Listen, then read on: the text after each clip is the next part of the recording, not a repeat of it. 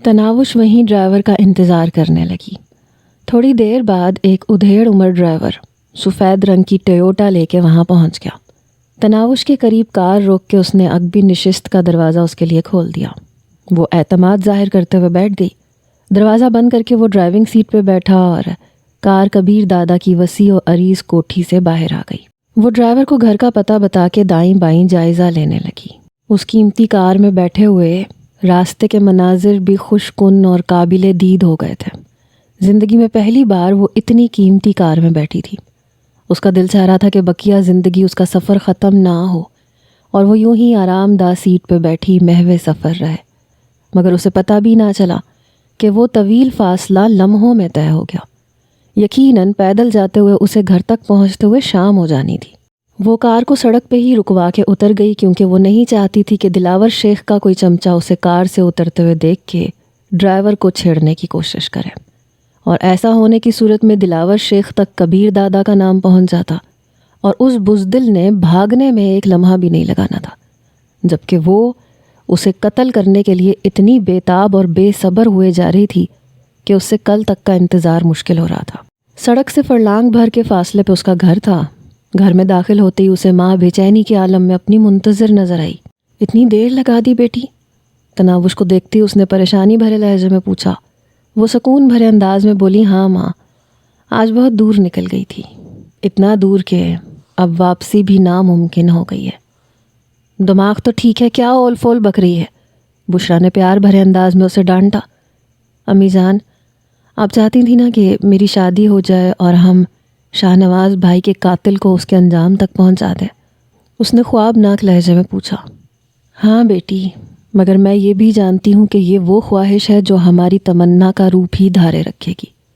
امی جان، سنا ہے مقصد کی تکمیل قربانی مانگا کرتی ہے، وہ حسرت ناک لہجے میں بولی۔ ٹھیک سنا ہے بیٹی، مگر ہم کس چیز کی قربانی دے کے اس خبیث کو جہنم واصل کریں؟ وہ اطمینان بھرے لہجے میں بولی، اس کا بندوبست ہو گیا ہے۔ میں کچھ سمجھی نہیں۔ تناوش کے لہجے میں کوئی بات ایسی ضرور تھی جو اس کا دل دھڑکا رہی تھی۔ ماں، آج میں اپنا رشتہ طے کر کے آئی ہوں۔ گو مجھے آپ سے اجازت مانگ لینی چاہیے تھی، مگر میرے پاس اتنا وقت نہیں تھا اور ایسا موقع دوبارہ نہ ملتا۔ بشرا نے قریب ہو کے اسے بازوؤں سے تھامتے ہوئے پوچھا، ہوش میں تو ہو نا؟ پتہ نہیں ماں جی، بس مجھے وہ اچھا لگا، اپنا لگا، با اختیار لگا، اور میں نے بغیر سوچے سمجھے اسے شادی کی آفر کر دی۔ بشرا متوحش ہوتے ہوئے بولی، کہیں کسی اور غریب کو جان سے نہ مروا دینا۔ تناوش کے چہرے پر معنی خیز مسکراہٹ نمودار ہوئی۔ امی جان، آپ نے ہمیشہ دلاور شیخ کو با اختیار درندے کے روپ میں دیکھا ہے۔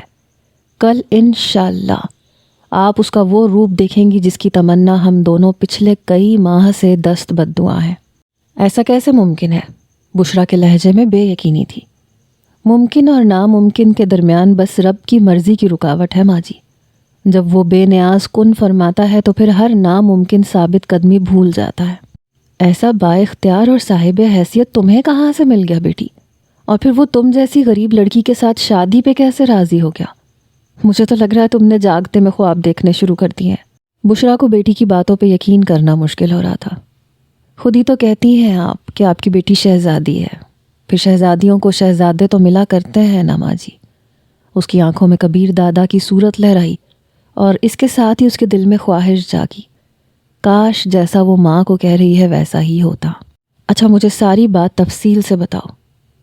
آج میں اسکول نہیں گئی تھی، بس یوں ہی دائیں بائیں گھومتی رہی، اور پھر وہ مجھے ایک ہوٹل کے باہر نظر آیا، اس حالت میں کہ ایک جج اس کے سامنے ہاتھ باندھے ہوئے گڑ گڑا رہا تھا۔ میں جان گئی کہ وہی ایسا شخص ہے جو مجھے دلاور شیخ کے چنگل سے نجات دلا سکتا ہے۔ مجھے اللہ پاک نے اس سے بات کرنے کا موقع دیا اور میں نے فوراً اپنی مجبوری اس کے سامنے بیان کر دی۔ لیکن یہ تو آپ جانتی ہیں نا ماں جی کہ اس دنیا میں لے دے کا اصول ہی کار فرما ہے۔ بس میں نے دلاور شیخ کی موت کے بدلے میں خود کو اس کے سامنے پیش کر دیا۔ البتہ آپ پریشان نہ ہو، وہ مجھ سے نکاح پڑھا کے ہی ساتھ لے کے جائے گا۔ اس نے بہت ساری باتیں حذف کرتے ہوئے سارا واقعہ دہرا دیا۔ مجھے تو یہ آسمان سے گر کے کھجور میں اٹکنے والا معاملہ لگتا ہے۔ تم نے دلاور شیخ سے جان چھڑانے کے لیے اس سے بھی بڑے گنڈے کا ساتھ اپنا لیا۔ ماں جی، میں بس ایک بات جانتی ہوں کہ مجھے دلاور شیخ سے بھیا کی موت کا بدلہ لینا ہے۔ اس کے لیے میں ہر قیمت ادا کرنے کو تیار ہوں۔ اگر دلاور شیخ نے بھیا کے خون سے ہاتھ نہ رنگے ہوتے تو شاید میں اتنا بڑا قدم نہ اٹھاتی۔ اب کیا ہوگا؟ میرا تو دل ہول رہا ہے۔ بشرا خاتون کی پریشانی میں کئی گناہ اضافہ ہو گیا۔ دلاور شیخ والے معاملے میں کچھ مہلت تو ان کے پاس موجود تھی۔ ان کی بیٹی تو ایک دم ہی طوفان سر پہ لے آئی تھی۔ اطمینان رکھیں، سب کچھ ٹھیک ہو جائے گا ماں جی، اس نے اعتماد بھرے انداز میں ماں کو تسلی دی۔ تم نہیں جانتی میری جان، ایسے با اختیار اور صاحب حیثیت لوگوں کے لیے ہم غریب مخمل میں ٹاٹ کے پیون جتنی اہمیت بھی نہیں رکھتے۔ اس نے بس تمہاری صورت دیکھ کے شادی کی حامی بھری ہے۔ تمہیں چند دن استعمال کرنے کے بعد وہ طلاق کے 3 لفظ بول کے تمہیں واپس پھینک دے گا۔ وہ مسکرائی۔ تو کیا ہوا؟ میں پہلی متعلقہ ہوں گی۔ نہ جانے ہوا کی کتنی بیٹیاں روزانہ طلاق کا داغ اپنی پیشانی پہ سجا کے ماں باپ کے دروازے پہ آ بیٹھتی ہیں، ان میں ایک اور کا اضافہ صحیح۔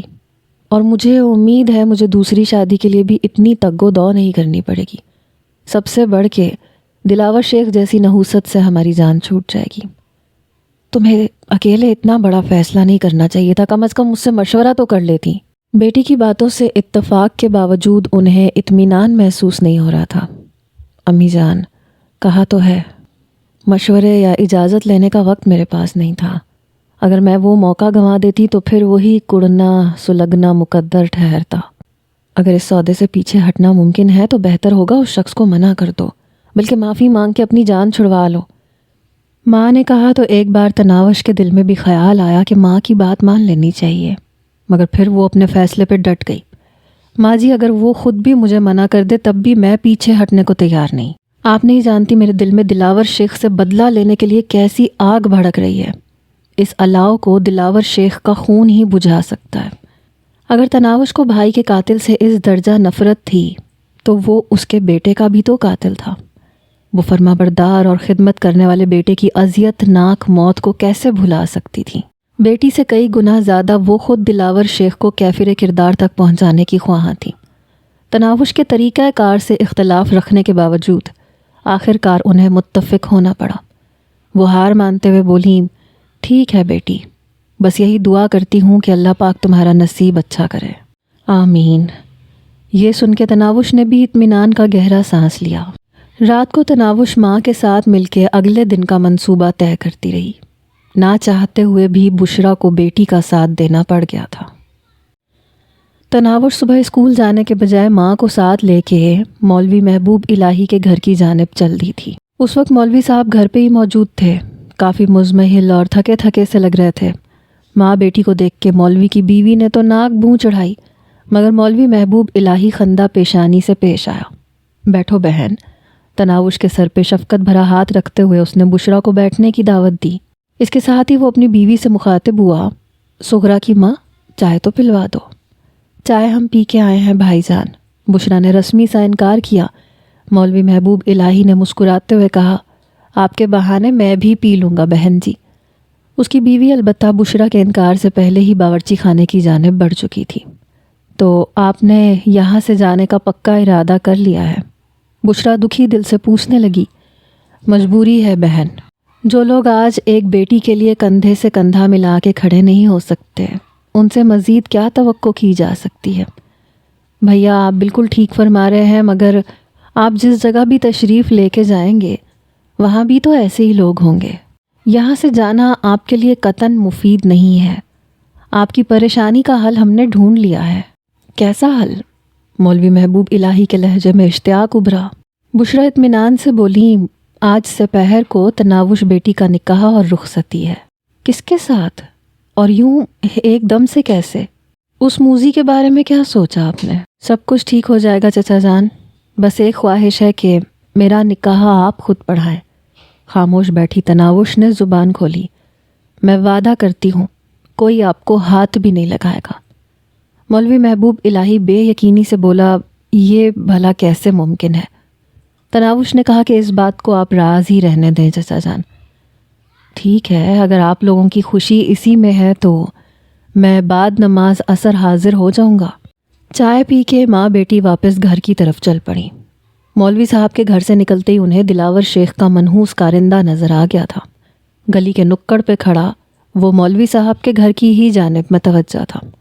وہ ماں بیٹی کے اکٹھے کہیں جانے پہ ضرور ان کا پیچھا کرتے تھے۔ اسکول جانے کے علاوہ تناوش اگر اکیلی کہیں جاتی تھی تو بھی وہ اس کا تعاقب کرتے تھے۔ البتہ تناوش کے اسکول جاتے وقت وہ کبھی اس کے پیچھے چل پڑتے تھے اور کبھی جانے دیتے تھے۔ گزشتہ کل انہوں نے تناوش کا پیچھا نہیں کیا تھا، ورنہ دلاور شیخ تک کبیر دادا اور تناوش کی ملاقات کی خبر ضرور پہنچ جاتی۔ اس منحوس شکل کے کارندے کے پاس سے گزرتے ہوئے نہ جانے تناوش کو کیا سوچا کہ وہ اسے مخاطب کرتے ہوئے بولی، دلاور شیخ کو بتا دینا آج بعد از نماز عصر میرا نکاح اور رخصتی ہے، اپنے چمچوں کے ساتھ ضرور شرکت کرے۔ تناوش کی جرت اور بے باکی پہ دلاور شیخ کے آدمیوں کی آنکھوں میں حیرانی نمودار ہوئی، مگر پھر حیرانی پہ استہزاء کا عنصر غالب آ گیا۔ وہ کہا لگا کے ہنسا، ضرور بھابی۔ تناوش اس کا جواب سننے کے لیے رکی نہیں تھی، یوں بھی دلاور شیخ کی وجہ سے ان میں سے کوئی بھی اسے چھیڑتا نہیں تھا۔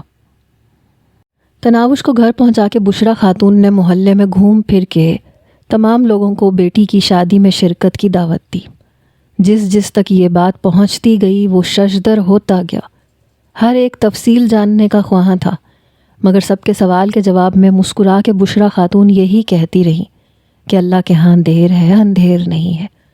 گھر پہنچنے پہ اسے تناوش افسردہ انداز میں بیٹھی نظر آئی۔ یقیناً شادی کر کے گھر سے ہمیشہ کے لیے رخصت ہونا کسی بھی لڑکی کے لیے بہت اذیت ناک اور مشکل مرحلہ ہوتا ہے۔ بشرا بیٹی کے قریب بیٹھتے ہوئے بولی، اب پریشان ہونے کا کیا فائدہ، تیر کمان سے نکل چکا ہے، بس نتیجے کا انتظار کرو۔ وہ ماں کا ہاتھ پکڑ کے اپنے ہونٹوں سے لگاتے ہوئے بولی، ماں جی میں اپنے فیصلے پہ نہیں، آپ کی جدائی کا سوچ کے دکھی ہو رہی ہوں۔ وہ اسے تسلی دیتے ہوئے بولی، جدائی کون سی، ایک ہی تو شہر میں ہوں گے، میں روزانہ اپنی بیٹی سے ملنے آ جایا کروں گی۔ نہیں ماں جی، تناوش نے نفی میں سر ہلایا، آپ وہاں کبھی بھی نہیں آئیں گی، جب بھی موقع ملا میں خود ملنے آ جایا کروں گی۔ کیوں؟ وہ حیران ہی تو رہ گئی، یہ کیا تمہارے ہونے والے شوہر کا حکم ہے؟ نہیں، ایک مرتبہ پھر اس نے نفی میں سر ہلایا، یہ میرا اپنا ذاتی فیصلہ ہے، اور فکر نہ کریں، جب بھی آپ کا دل چاہے گا میں ملنے آ جایا کروں گی۔ اسی وقت دروازہ کھٹکا، تناوش کی 2 سہیلیاں گھر میں داخل ہوئیں۔ یقیناً اسکول سے واپسی پہ انہیں تناوش کی شادی کے بارے میں معلوم ہوا تھا اور وہ وہاں بھاگتی ہوئی پہنچی تھی۔ وہ دونوں سگی بہنیں تھیں، اسکول کے کپڑے تک وہ تبدیل نہیں کر سکی تھیں۔ بشرا انہیں خوش آمدید کہہ کے وہاں سے ہٹ گئیں۔ نازیہ اور شازیہ نے آتے ساتھ ہی سوالوں کی بوچھاڑ کر دی۔ انہیں بھی دلاور شیخ کے بارے میں معلوم تھا، بلکہ وہ کیا پورا محلہ اس بات کو جانتا تھا، اور اب وہ اس بات پر حیران تھے کہ آخر دلاور شیخ کی مصیبت سے ان کی جان کیسے چھوٹی۔ تھوڑی دیر میں اس کی 2-3 اور سہیلیاں بھی پہنچ گئیں اور تناوش کو دلہن بنانے کے در پہ ہو گئیں۔ سلمہ اپنا میک اپ باکس اٹھا کے لے آئی۔ تناوش کی ماں نے اس کے لیے تھوڑی بہت جیولری اور چند لباس خرید رکھے تھے، انہی میں سے ایک سرخ رنگ کا جوڑا تناوش کو پہنا کر انہوں نے اسے دلہن کا روپ دے دیا۔ شادی کی تقریب گھر کے اندر ہی ہونا قرار پائی تھی۔ ان کا گھر 12 مرلے پہ مشتمل تھا، 2 کمرے، 1 برآمدہ، اور پھر اس کے سامنے کافی کھلا صحن بچ جاتا تھا۔ بشرا خاتون کے پاس اتنی استطاعت نہیں تھی، ورنہ وہ اس گھر کو بہتر انداز میں تعمیر کروا کے کرائے پہ بھی چڑھا سکتی تھی۔ وہ 2 کمرے بھی اس کے شوہر رفیق نے اپنی زندگی میں ہی بنا چھوڑے تھے۔ اب تو بشرا مشکل سے اپنا اور بیٹی کا پیٹ ہی پال رہی تھی، تعمیر کی مد میں کہاں سے رقم لاتی۔ بشرا نے شازیہ کے بھائی کو کہہ کے ایک کنات کرائے پہ منگوا کے برآمدے کے سامنے لگا دی، تاکہ عورتیں اور مردوں کے درمیان پردہ قائم ہو سکے۔ کمروں میں موجود 3-4 چارپائیاں انہوں نے مردوں کے بیٹھنے کے لیے صحن میں بچھا دیں۔ چند چارپائیاں وہ پڑوسیوں کے گھروں سے بھی مانگ کے لے آئے۔ شادی کی تمام تیاریاں مکمل تھیں۔ محلے کے چند مرد صحن میں آ کے بیٹھ گئے تھے۔ شادی میں شرکت کے لیے وہ ہمت کر کے آ تو گئے تھے، مگر انہیں رہ کے دلاور شیخ کا خوف گھیرنے لگتا۔ عصر کی نماز کے بعد مولوی محبوب الہی بھی پہنچ گیا۔ بشرا نے اسے خوش آمدید کہتے ہوئے اندر بلا لیا۔ وہ سیدھا تناوش کے قریب پہنچا، اس کے سر پہ ہاتھ رکھتے ہوئے بولا، میں آ گیا ہوں بیٹی، اللہ پاک آپ کو دنیا اور آخرت کی عزت عطا فرمائے مولوی صاحب۔ تناوش نے ممنونیت بھرے انداز میں کہا، آمین، اللہ پاک ہم سب کو عزت سے نوازے، دعائیہ انداز میں کہتے ہوئے مولوی محبوب الہی باہر نکل گئے تھے۔ اسی وقت تناوش نے موبائل فون نکالا تاکہ کبیر دادا کا نمبر ڈائل کر سکے۔ اس سے پہلے کہ وہ نمبر ملاتی، اس کے کانوں میں دلاور شیخ کی منحوس آواز پڑی، ارے یہاں تو سچ مچ شادی کا ماحول بنا ہوا ہے۔ انہیں شاید دلاور شیخ کی طاقت کے بارے میں کوئی شبہ ہو گیا ہے۔ لگتا تو یہی ہے باس، اس کے ایک چمچے کی آواز ابھری۔ اور تم سب کو میرا کوئی خوف نہیں رہا کہ یہاں اکٹھے ہو گئے ہو؟ یقیناً یہ اس بڈھے عاشق مولوی کی کارستانی ہے، بےہودہ انداز میں کہتے ہوئے وہ مولوی محبوب الہی کی طرف بڑھا۔ کیوں بے مولوی، تجھے کون سا کیڑا سدھرنے نہیں دے رہا؟ اس کے انداز سے تناوش سمجھ گئی کہ وہ مولوی محبوب الہی کی طرف جا رہا ہے۔ سر پہ دوپٹہ جماتے ہوئے وہ صورت سے باہر نکلی۔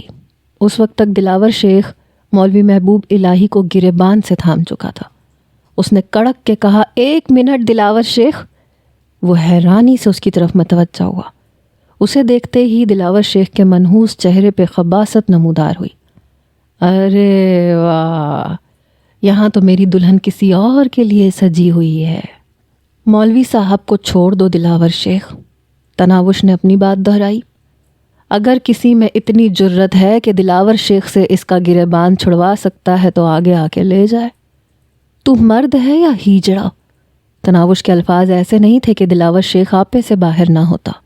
وہ کمینگی سے بولا، بے فکر رہو، میری مردانگی کا ثبوت تمہیں آج رات مل جائے گا بیبی۔ وہ بات کا مسئلہ ہے، فی الحال مولوی صاحب کا گریبان چھوڑو۔ کیا تم نے خود نہیں کہا تھا کہ جب کوئی میری بارات لے کے آئے گا تو وہ خود بھی جان سے جائے گا اور تم میرا BA کرنے سے پہلے مجھ سے شادی کر لو گے؟ بالکل کہا تھا، دلاور شیخ نے چھاتی چوڑی کی۔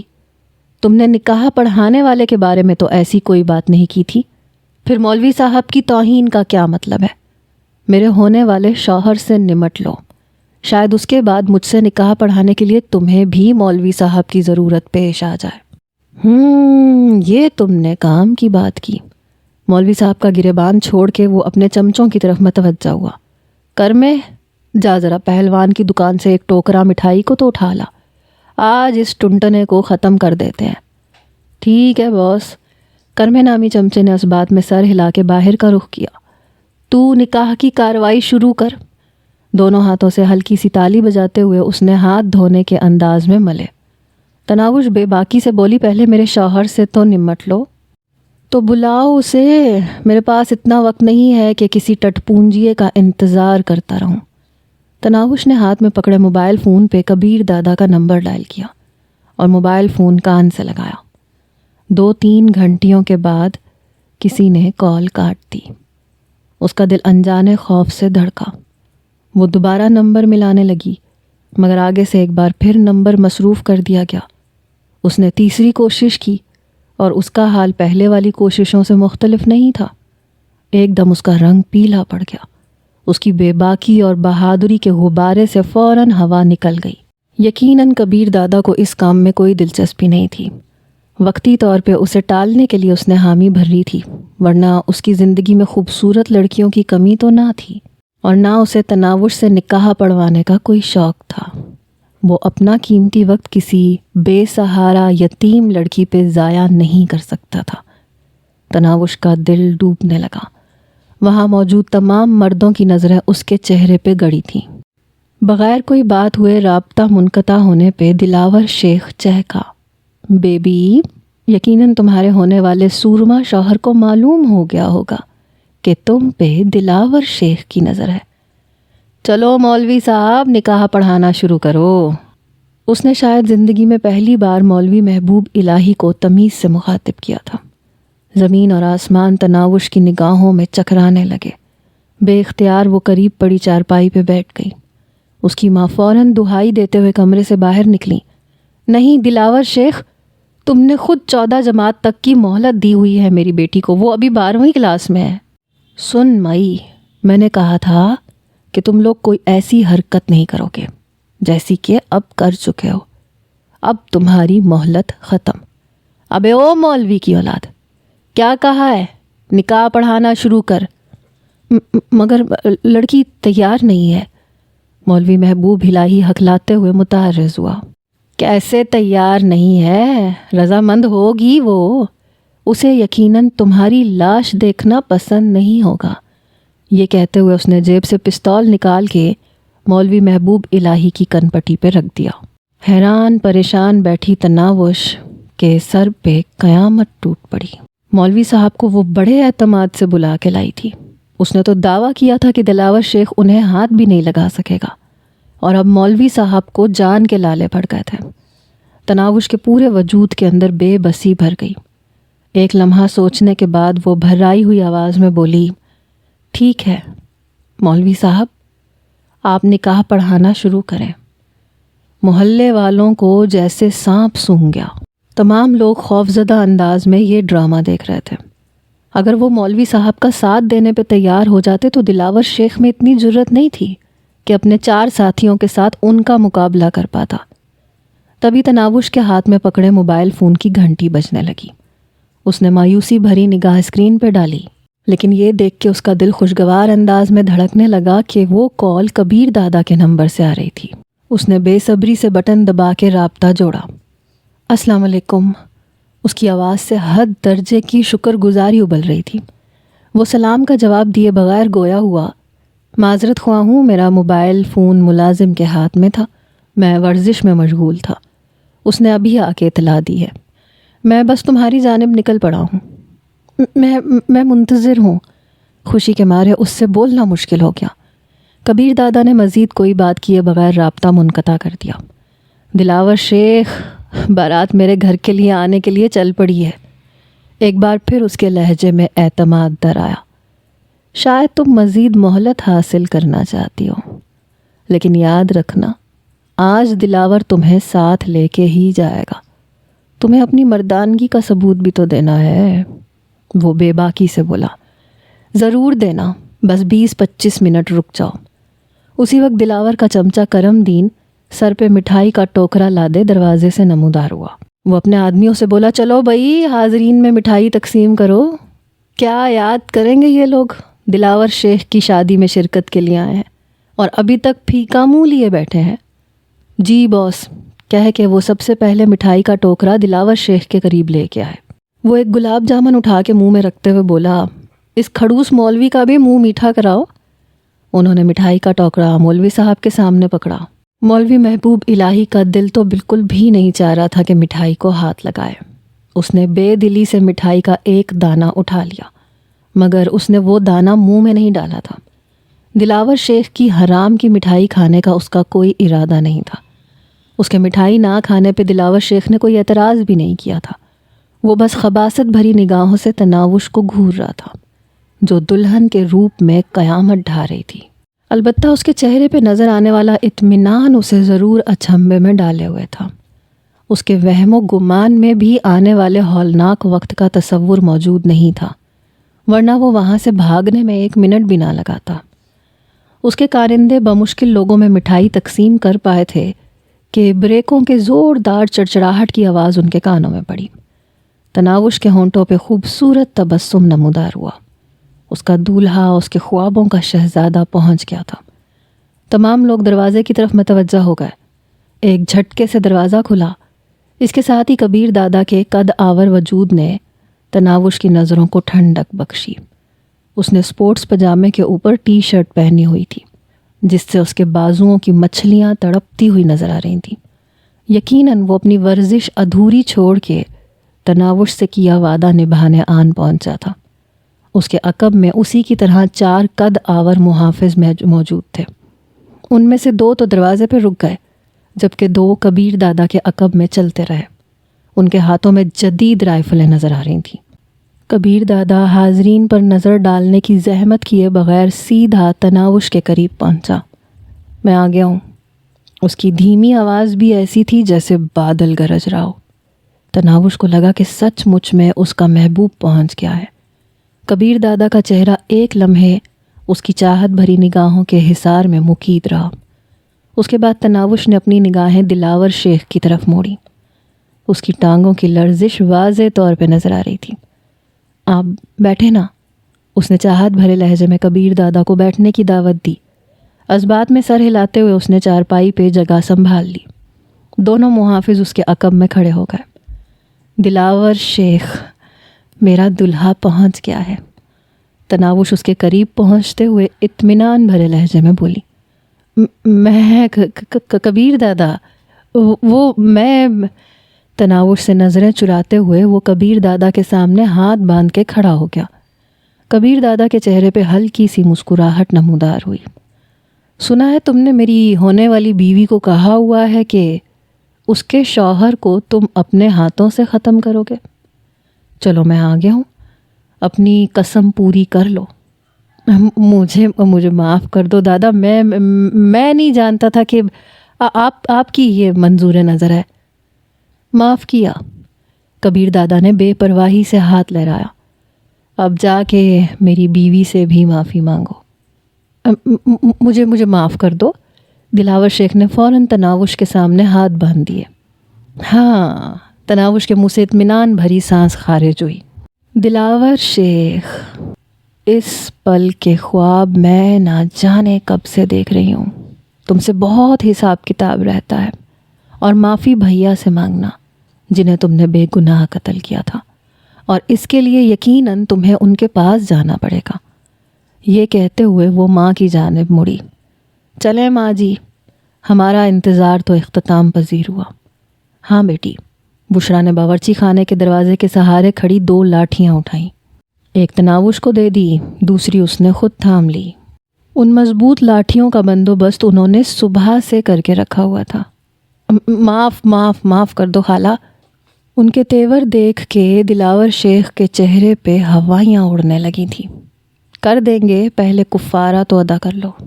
بشرا کو خود اپنی آواز بیگانی لگ رہی تھی۔ اس کے جوان بیٹے کو دردناک موت کے حوالے کرنے والا اس کے سامنے موجود تھا۔ ماں بیٹی نے ہاتھ میں پکڑی لاٹھیاں بلند کی۔ پلیز خدا کے لیے، دلاور شیخ گڑگڑایا، مگر اس کی منت زاری کی پرواہ کیے بغیر ان کی لاٹھیاں ایک جھٹکے سے نیچے آئیں، اور دلاور شیخ کے دفاعی انداز میں اٹھے ہوئے ہاتھوں پہ قیامت ٹوٹ پڑی۔ اس کے منہ سے بلند و بانگ چیخیں نمودار ہوئیں۔ وہ اس کے نچلے دھڑ کو نشانہ بنائے ہوئے تھی۔ ماں بیٹی دل جمی سے اس پہ لاٹھیاں برساتی رہیں، یہاں تک کہ دلاور شیخ کے منہ سے آوازیں نکلنا موقوف ہو گیا۔ چھاتی پہ پڑنے والی لاٹھی کی زوردار ضربوں نے اس کی پسلیوں کو توڑ کے دل کو ناکارہ کر دیا تھا۔ اس کے باوجود ماں بیٹی کے ہاتھ مسلسل چلتے رہے۔ کبیر دادا بڑی دلچسپی سے یہ منظر دیکھ رہا تھا۔ حاضرین محفل کے دل بھی خوف سے دھڑک رہے تھے۔ ایک طرف تو انہیں دلاور شیخ کے انجام سے خوشی ہو رہی تھی، اس کے ساتھ ہی وہ کبیر دادا کی پرروب شخصیت سے بھی خوف محسوس کر رہے تھے۔ دروازے پہ کھڑے اس کے قوی ہیکل محافظوں کی موجودگی میں کوئی گھر سے باہر بھی نہیں نکل سکتا تھا۔ دلاور شیخ کے کارندوں کے چہروں پہ موت کی زردی صاف طور پہ محسوس کی جا سکتی تھی۔ دلاور شیخ کی بھیانک موت کے بعد بھی جب ماں بیٹی کا لاٹھیاں برسانا جاری رہا تو مولوی محبوب الہی ہمت کر کے آگے بڑھا اور تناوش کا ہاتھ پکڑتے ہوئے بولا، بس کرو بیٹی، یہ موذی اپنے کرتوتوں کے ساتھ اللہ پاک کی عدالت میں پہنچ گیا ہے۔ اس کے ساتھ ہی اس نے بشرا کی لاٹھی کو بھی تھام لیا۔ دونوں ماں بیٹی چونکتے ہوئے جیسے کسی گہرے سپنے سے بیدار ہوئیں۔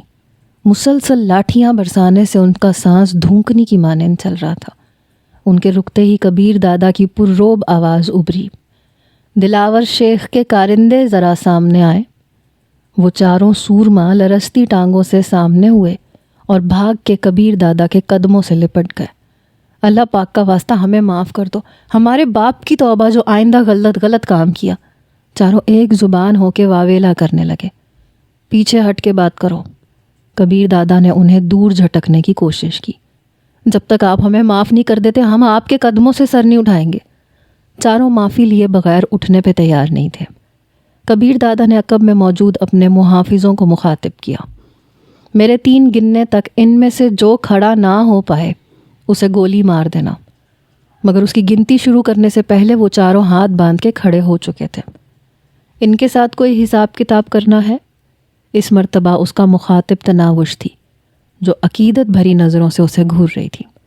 تناوش نے نفی میں سر ہلایا، اپنے سرغنا کی لاش کو ٹھکانے لگانا تم چاروں کی ذمہ داری ہے۔ یہ لاش اگر پولیس کو مل گئی تو پھر شاید انہیں 4 مزید لاشوں کی تفتیش بھی کرنی پڑ جائے۔ کسی کو بھی نہیں ملے گی دادا، ان میں سے ایک نے جرت کر کے زبان کھولی۔ اب دفع ہو جاؤ، اور اس کے بعد تم یا تمہارا کوئی ساتھی اس محلے میں نظر آیا تو وہ ہمیشہ کے لیے نظر آنا بند ہو جائے گا۔ کبھی بھی نہیں آئیں گے، یہاں سے گزریں گے بھی نہیں۔ چاروں پہ ابھی تک لرزہ طاری تھا۔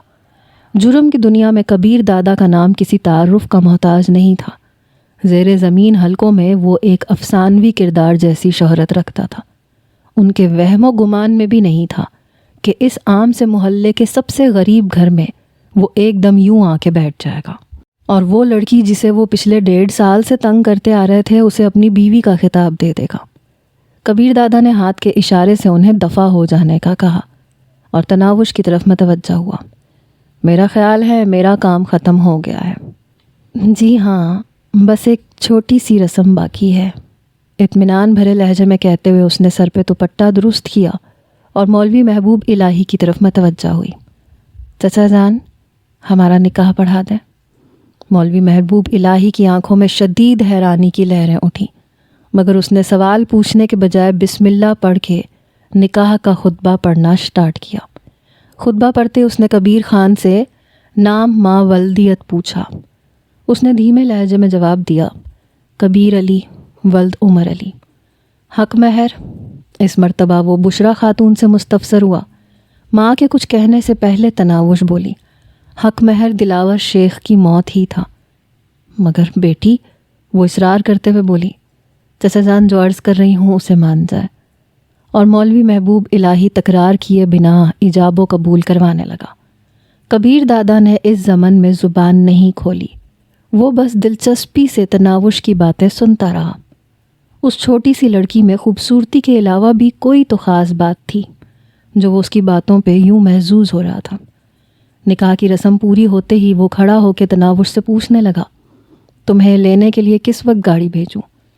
میں آپ کے ساتھ ہی چل رہی ہوں، وہ پختہ لہجے میں بولی۔ نہیں، کبیر دادا نے نفی میں سر ہلایا۔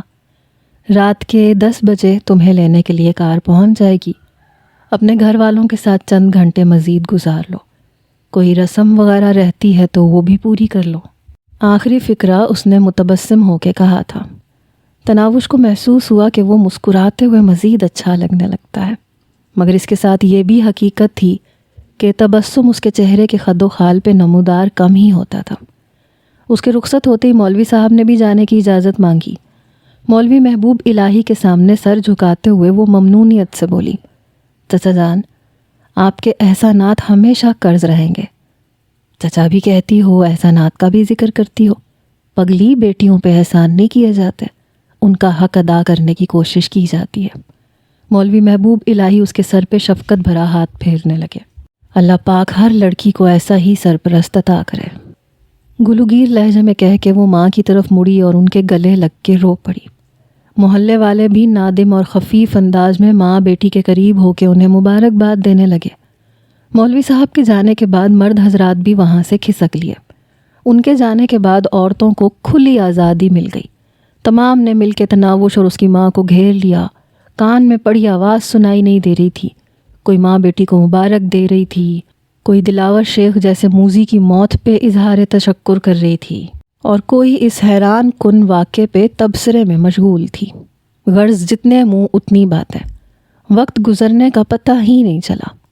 کار کے ہارن پہ اس نے پاس بیٹھی سلمہ سے وقت پوچھا۔ وہ گھڑی پہ نظریں دوڑاتے ہوئے بولی 8:45۔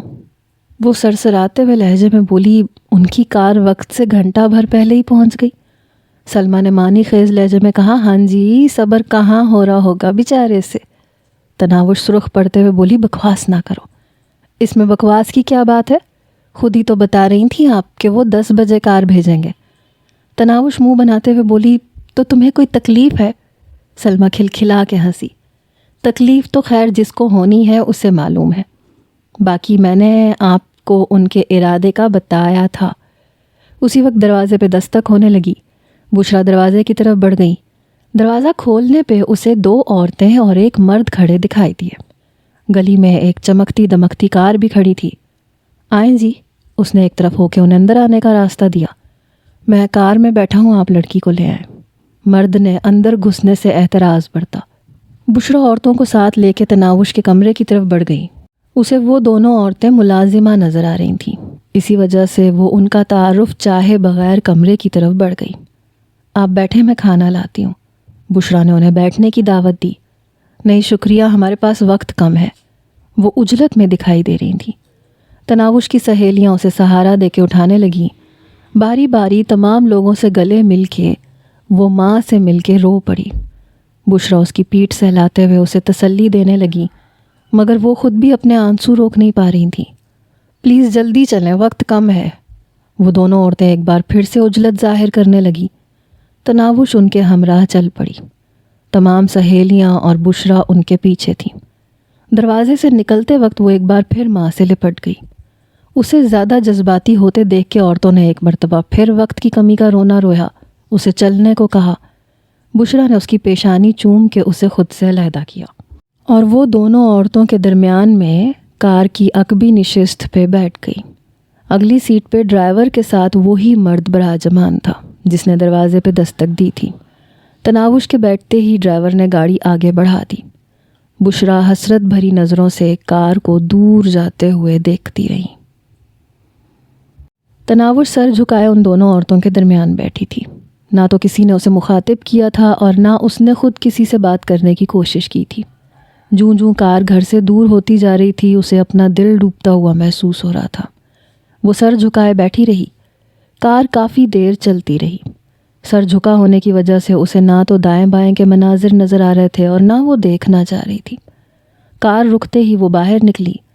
دونوں عورتیں اسے ایک پرتعیش کمرے میں لے آئیں اور بیڈ پہ بٹھا کے باہر نکل گئیں۔ ان کے کمرے سے نکلتے ہی وہ سر اٹھا کے کمرے کا جائزہ لینے لگی۔ آرام دہ ڈبل بیڈ جس پہ خوبصورت بیڈ شیٹ بچھی تھی، کھڑکیوں سے لٹکتے قیمتی پردے، فرش پہ بچھا دوبیز قالین جس میں پاؤں دھنسے جا رہے تھے، عمدہ صوفہ سیٹ اور بھی بہت کچھ ایسا جو اس نے صرف ٹی وی ڈراموں میں ہی دیکھا تھا یا اپنی امیر سہیلیوں سے اس کا ذکر سنا تھا، اور اب وہ بھی ایسی ہی ایک خواب گاہ کی مالک بن گئی تھی۔ جانے کتنی دیر وہ سر جھکائے خیالات میں گم رہی، یہاں تک کہ دروازے پہ کھٹکا ہوا، اور اس سے پہلے کہ وہ گھونگھٹ میں چہرہ گم کرتی 3 پیس سوٹ میں ملبوس ایک قبول صورت جوان اندر داخل ہوا۔ شاید یہ کبیر دادا کا سیکریٹری وغیرہ ہوگا۔ اس کے دماغ میں ایک امکانی سوچ گونجی، لیکن جو ہی وہ کمرے میں داخل ہوا اور اس نے دروازے کی کنڈی لگائی تو وہ ایک دم چونک پڑی۔ کون ہیں آپ؟ کنڈی کیوں لگائی ہے؟ وہ بے اختیار کھڑی ہو گئی۔ اس کے چہرے پہ معنی خیز مسکراہٹ نمودار ہوئی۔ بیبی، خادم کو خاور کہتے ہیں۔ آج کی رات تم مجھے اپنا خدمت گار سمجھ سکتی ہو، اور کنڈی اس لیے لگائی ہے کہ کوئی ہمیں ہماری تنہائی میں مخل نہ ہو سکے۔ وہ کہاں ہے؟ تناوش ہکلائی۔ وہ کون؟ اس کے چہرے پہ مصنوعی حیرانی ظاہر ہوئی اور پھر سر ہلاتے ہوئے بولا، اچھا، تمہارا مطلب کبیر دادا کہاں ہے؟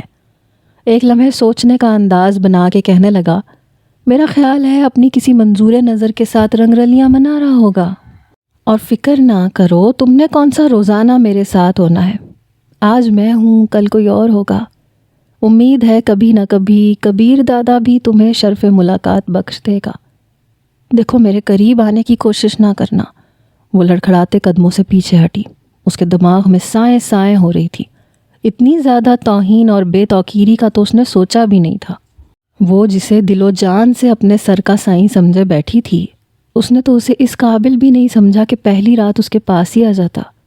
اس کے ساتھ ساری زندگی گزارنے کے خواب شیشے کے برتن کی طرح کرچی کرچی ہو گئے۔ کہاں وہ اسے جرم کی دنیا سے دور لے جانے کے منصوبے سوچ رہی تھی، اسے اپنی وفا اور خدمت گزاری سے متاثر کرنے کا سوچے بیٹھی تھی، اور کہاں وہ رکھیل اور داشتہ کے درجے سے بھی نیچے گر گئی۔ دیکھیں، خدا کے لیے آپ کبیر دادا کو بلوائیں، مجھے اس سے بات کرنی ہے۔ لیکن وہ دیوار میں بنی شیشے کی خوبصورت الماری کی طرف بڑھا۔ پٹ کھول کے اس نے ترتیب سے رکھی ہوئی بوتلوں میں سے ایک بوتل باہر نکالی۔ بوتل کا لیبل تو تناوش کو نظر نہ آیا، مگر اتنا اندازہ اسے ہو گیا تھا کہ وہ شراب کی بوتل تھی۔ تپائی پہ پڑا نفیس گلاس اٹھا کے اس نے اپنے لیے شراب انڈے لی۔ تم پینا پسند کرو گی؟ خشک ہوتے ہوئے ہونٹوں پہ زبان پھیرتے ہوئے تناوش منمنائی، پلیز مجھے کبیر دادا سے ملوا دے۔ صبح مل لینا یار، فی الحال تو موڈ خراب نہ کرو۔ صوفے پہ بیٹھ کے وہ گلاس خالی کرنے لگا۔ میں خود مل لیتی ہوں۔ ہمت مجتمع کرتے ہوئے وہ دروازے کی طرف بڑھی۔ وہ دروازے سے 2-3 قدم دور تھی کہ وہ اطمینان بھرے لہجے میں بولا، دروازے پہ میرے 4 محافظ کھڑے ہیں اور انہیں میں بتا کے آیا ہوں کہ تمہارے کمرے سے باہر جانے کا مطلب یہ ہوگا کہ میری طرف سے تم فارغ ہو۔ اب وہ اپنا حصہ وصول کر سکتے ہیں۔ اگر اکٹھے 4 کو بھگتانے کا شوق ہے تو شوق سے باہر جا سکتی ہو۔ تناوش کے قدم جیسے زمین میں گڑ گئے۔ وہ ہاتھ باندھتے ہوئے گڑ گڑائی، خدا کے لیے مجھے ایک بار کبیر دادا سے ملوا دو، وہ میرے شوہر ہیں، ان سے نکاح ہوا ہے میرا۔ اس نے چند لمحے سوچنے کی اداکاری کی، پھر گھٹیا لہجے میں بولا، ویسے شوہر بننے کے لیے جن لوازمات کی ضرورت ہوتی ہے، کیا مجھ میں وہ موجود نہیں ہے؟ تناوش کو خاموش پا کے وہ دوبارہ بولا، چلو ٹھیک ہے، آج کی رات مجھے موقع دے دو۔ اگر تمہیں شکایت ہوئی تو کل کبیر دادا کے پاس چلی جانا۔ یہ کہتے ہوئے اس نے خالی گلاس تپائی پہ رکھا اور تناوش کی طرف قدم بڑھا دیے۔ اگر مجھے ہاتھ لگایا میں چیخنا شروع کر دوں گی۔ تناوش نے یوں دھمکی دی جیسے وہ کسی عوامی مقام پہ کھڑی ہے۔ میرے کانوں کے لیے پسندیدہ آواز عورت کی چیخیں ہیں۔ وہ قدم روکے بغیر اس کی طرف بڑھتا رہا۔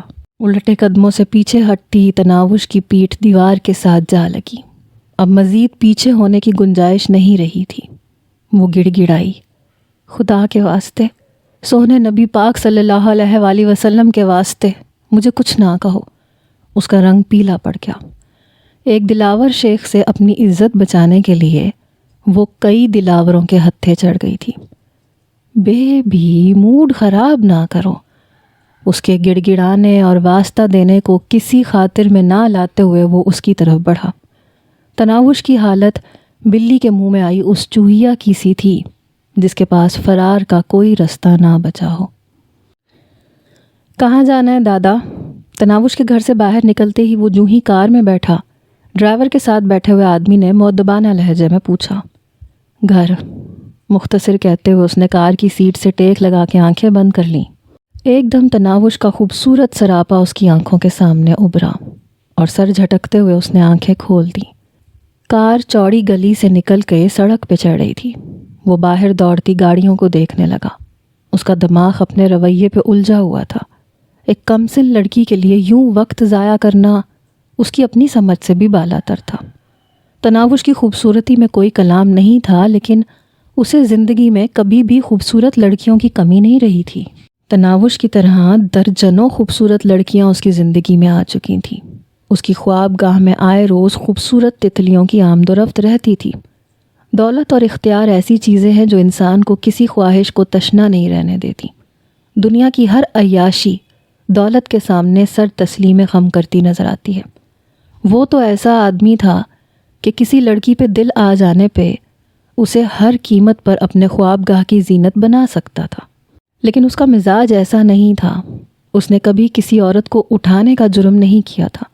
خود اس کے گروہ میں ایسی کئی خوبصورت لڑکیاں موجود تھیں جو اس کے ایک اشارے کی منتظر رہتی تھیں۔ فلموں اور ڈراموں کی کئی اداکارائیں اس کی دولت اور دھونس کے روب میں آ کے اسے نواز چکی تھیں۔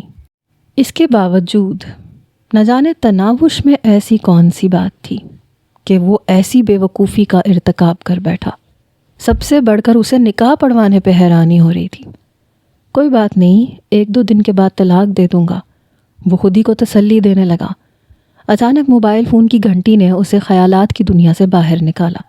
موبائل فون کی اسکرین پہ نظر دوڑاتے ہی اس نے اٹینڈنگ بٹن دبا کے فون کان سے لگایا۔ ہیلو؟ اس کے لہجے میں حیرانی کا عنصر نمایاں تھا۔ یقیناً وہ اس وقت ایسی کسی کال کی توقع نہیں کر رہا تھا۔ کبیر دادا، آپ سے ضروری بات کرنا تھی۔ دوسری جانب ابھرنے والی آواز میں مؤدبانہ جھجک کے بجائے بے تکلفی اور ہم سری کی کھنک زیادہ تھی۔ ابھی؟ کبیر دادا کا انداز جان چھڑوانے والا تھا۔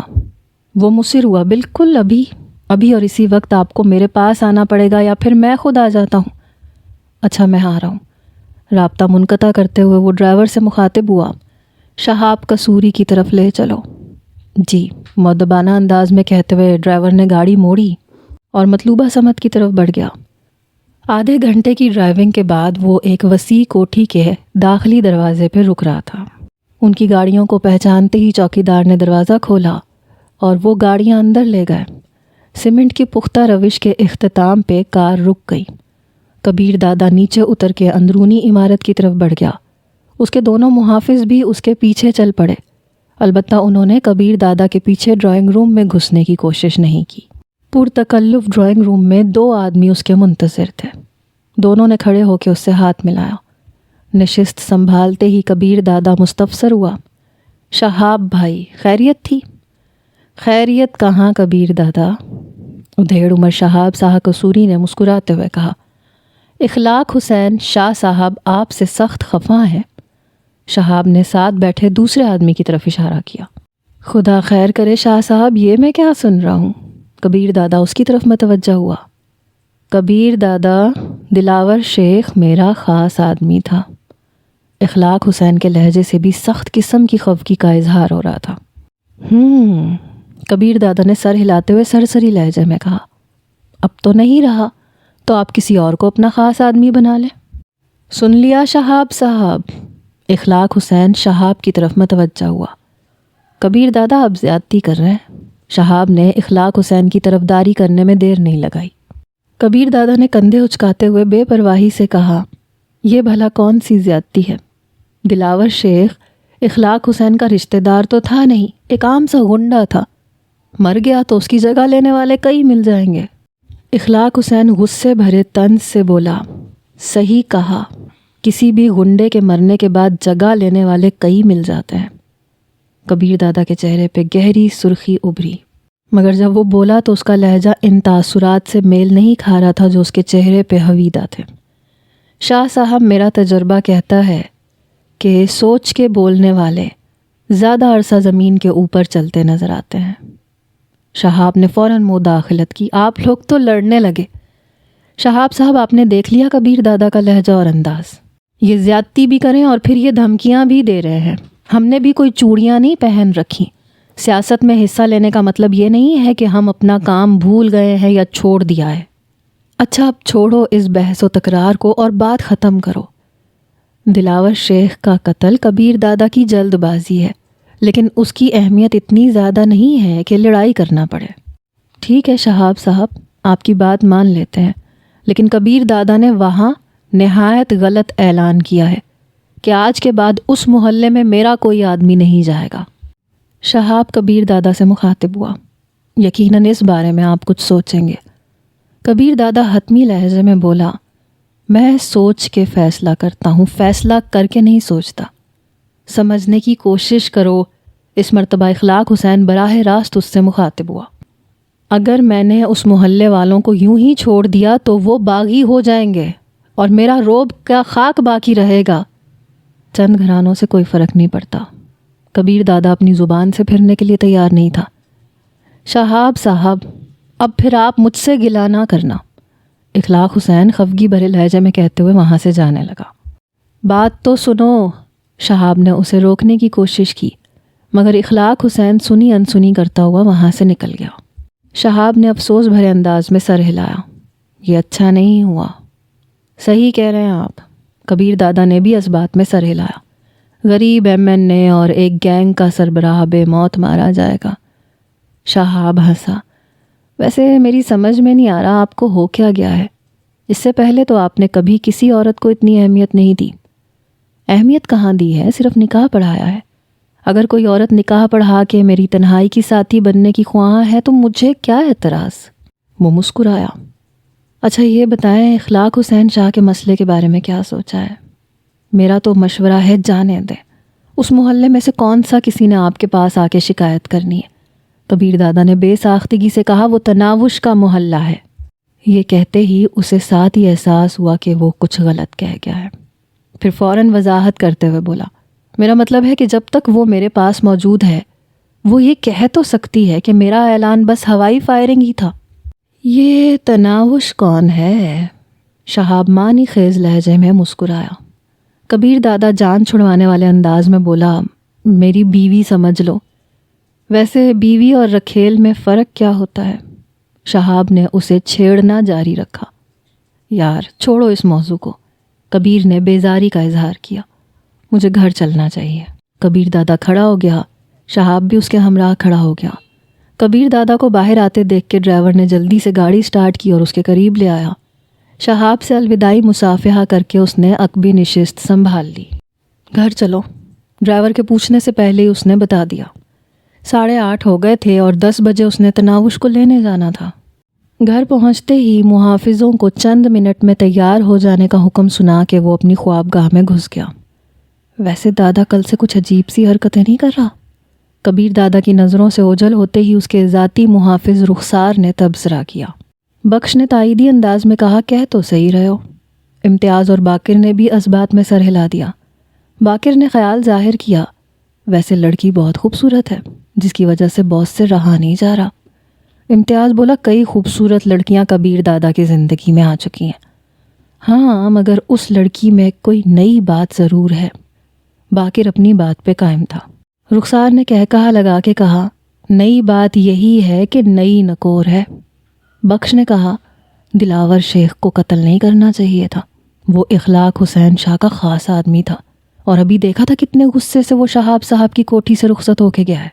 امتیاز نے لقمہ دیا تو اسی وقت کبیر دادا اندر سے برآمد ہوا۔ سیاہ رنگ کے 3 پیس سوٹ نے اس کی وجاہت میں اضافہ کر دیا تھا۔ امتیاز دبے لہجے میں بولا، آج تو دادا نے بڑی چمک نکالی ہوئی ہے۔ دلہا جو ہوا، بخش نے سر جھکاتے ہوئے دانت نکالے۔ کبیر دادا ان کی باتوں سے بے خبر آگے والی کار میں بیٹھ گیا۔ اس کے بیٹھتے ہی ڈرائیور نے کار آگے بڑھا دی۔ وہ اپنے محافظوں سے زیادہ بے تکلف نہیں تھا، یوں بھی کم گوئی اس کی فطرت تھی۔ کوٹھی سے نکلتے نکلتے 9:45 ہو چکے تھے۔ 10:15 بجے کے قریب وہ تناوش کے گھر کے سامنے رک رہے تھے۔ کبیر دادا کے کار سے باہر نکلتے ہی بخش اور امتیاز اس کے پیچھے پیچھے چلنے لگے۔ دروازہ بند تھا۔ کبیر دادا نے بخش کو دستک دینے کا اشارہ کیا۔ دروازہ کھٹکھٹانے کے چند لمحے بعد اندر سے سہمی ہوئی آواز میں پوچھا گیا، کون؟ بخش نے فوراً جواب دیا، خالہ، ہم دلہن کو لینے آئے ہیں۔ ایک دم دروازہ کھول کے بشرا نے باہر جھانکا۔ دلہن؟ اس کے لہجے میں حد درجہ حیرانی تھی۔ اسٹریٹ لائٹ کی روشنی میں کبیر دادا کو دیکھتے ہی وہ ہکلاتے ہوئے بولی، تناوش بیٹی کو تو کافی دیر ہوئے لے گئے ہیں۔ کون؟ بخش کے کہنے سے پہلے کبیر دادا نے بے صبری سے پوچھا۔ آپ کے ہی آدمی تھے بیٹا۔ بشرا الجھی ہوئی نظر آنے لگی۔ لمحے بھر اسے کھوجتی ہوئی نظروں سے دیکھنے کے بعد کبیر دادا سمجھنے والے انداز میں سر ہلاتا ہوا بولا، سمجھ گیا، میں کسی کام سے گیا تھا تو شاید میرے آدمی لے گئے ہوں گے۔ بشرا نے سکون بھرا سانس لیا۔ میں تو ڈر گئی تھی بیٹا، پریشان ہونے کی ضرورت نہیں ہے، کچھ نہیں ہوگا۔ وہ بشرا کو تسلی دیتا ہوا بولا، آپ آرام کریں، ہم چلتے ہیں۔